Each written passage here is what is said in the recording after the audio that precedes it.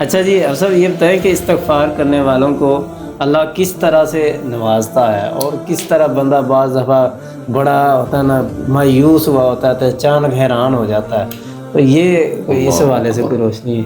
استغفار کرنے والوں کو نا میرا ایمان بھی ہے، یقین بھی ہے، اور زندگی کا تجربہ بھی ہے کہ جو بندہ استغفار کو اپنا لیتا ہے اللہ تعالیٰ اس کے لیے ایسے رستے کھولتا ہے کہ اس کو پتہ بھی نہیں ہوتا کہ یار میرے لیے یہ رستے کھلنے تھے یا نہیں۔ اس کے ذہن میں ایک سکیچ بیٹھا ہوا تھا کہ یہاں سے رزق کا پھاٹک نہیں کھلنا، ناممکن ہے، مگر اللہ اس ناممکن چیز کو بھی استغفار کی بدولت سے ممکن بنا کے دکھاتا ہے کہ تو نے اپنی زبان سے میرے استغفار اور میرے کلمات جو میں نے تجھے کہے تھے اپنی زبان کو معطر کیا ہے، تر رکھا ہے، اب دیکھ میں تیرے لیے کس طرح سے ہموار فرماتا ہے۔ میں ایک واقعہ اس میں بیان کرنا چاہوں گا کہ اللہ کس طرح حیران کرتا ہے اپنے بندے کو استغفار کی بدولت سے۔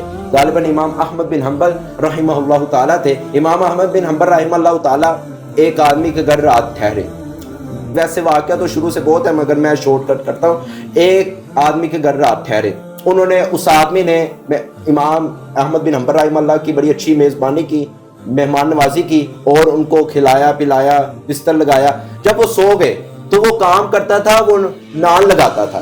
جب وہ صبح اٹھا تہجد کے وقت تو صبح اٹھ کے اس نے سب سے پہلا کلمہ کیا کہا؟ استغفر اللہ واتوب الیہ، استغفر اللہ ربی من کل ذنب واتوب الیہ۔ نان لگا رہا، استغفر اللہ واتوب الیہ، نان باہر نکال رہا ہے، استغفر اللہ واتوب الیہ، آٹے کو گوندھ رہا ہے، استغفر اللہ واتوب الیہ۔ اتنا بلند آواز سے اس نے پڑھا کہ امام احمد بن حنبل اس کی آواز سن کے نیند سے بیدار ہو گئے۔ جب امام احمد بن حنبل اس کے پاس گئے، اس نے کہا یہ کب تک یہ وظیفہ پڑھتے رہتے ہو؟ اس نے کہا جب سے میں نے رسول اللہ کی حدیث سنی ہے کہ جو بندہ استغفار کو لازم پکڑ لیتا ہے اللہ اس کو ایسے رستے ہموار فرماتا ہے جو ناممکن تھے ان کو ممکن بنا دیتا ہے۔ تو امام احمد بن حنبل نے کہا اس کا فائدہ بھی کچھ ہوا ہے، آگے ان کی زبان سے سنے۔ وہ انسان کہتا ہے کہ امام صاحب جب کا میں نے یہ استغفار کا وظیفہ شروع کیا ہے اللہ نے رزق کے پھاٹک کو کھول دیا ہے۔ فرمایا کوئی اور بھی فائدہ؟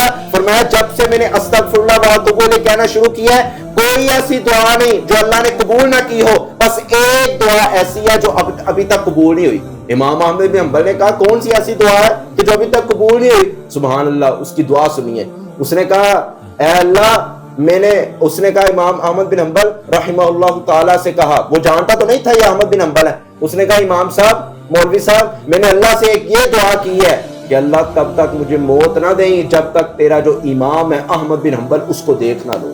سامنے امام احمد بن حنبل کھڑے ہیں۔ امام احمد بن حنبل رحمہ اللہ نے کہا سینے سے میرے آ جا، سینے سے لگ جا، اور آنکھوں سے آنسو آنے شروع ہو گئے۔ فرمایا کس طرح اللہ استغفار کرنے والوں کو حیران کن معاملات میں ڈال دیتا ہے، ایسے معاملات ان کو دکھاتا ہے جن کی توقع بھی ان کو کوئی نہیں تھی۔ میں احمد بن حنبل ہوں، تیرے استغفار کرنے کی وجہ سے جو دعا ابھی تک قبول نہیں ہوئی تھی اللہ نے وہ بھی قبول